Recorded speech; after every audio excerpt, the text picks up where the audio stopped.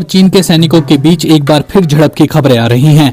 भारत सरकार ने सोमवार को कहा कि चीन के सैनिकों ने पूर्वी लद्दाख में सीमा पर बनी सहमति का उल्लंघन किया है। भारत सरकार का कहना है कि चीनी सैनिकों ने उकसाऊ कदम उठाते हुए सरहद पर यथास्थिति बदलने की कोशिश की, लेकिन भारतीय सैनिकों ने उन्हें रोक दिया।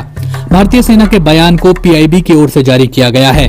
बयान के अनुसार भारतीय सैनिकों ने पंगोंग त्सो लेक में चीनी सैनिकों के उकसाऊ कदम को रोक दिया है।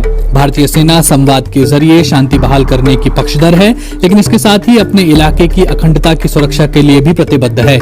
पूरे विवाद पर ब्रिगेड कमांडर स्तर पर बैठक जारी है। भारतीय सेना के अनुसार ये झड़प 29 अगस्त की रात हुई है।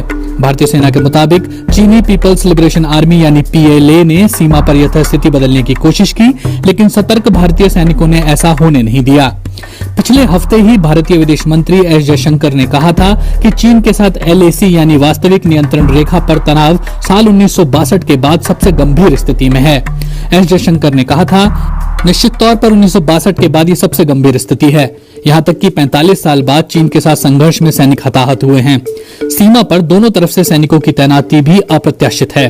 विदेश मंत्री ने कहा था कि भारत ने चीन से कह दिया है कि सीमा पर शांति की स्थापना दोनों पड़ोसी देशों में बराबरी के संबंधों पर ही संभव है।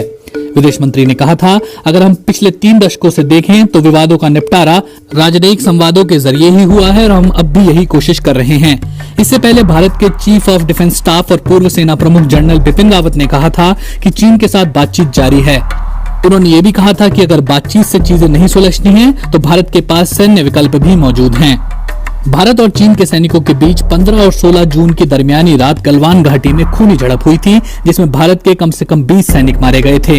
इसके अलावा इस घटना में चीन को भी नुकसान हुआ था, हालांकि वहां की सरकार ने इस नुकसान का कोई ब्यौरा नहीं दिया। उस घटना के बाद से ही दोनों तरफ की सेनाओं ने बातचीत के जरिए मामला सुलझाने और हालात काबू करने की कई बार कोशिश की है, लेकिन अब भी दोनों देशों के बीच हालात सामान्य नहीं कहे जा सकते और ये घटना इसी बात का प्रमाण है।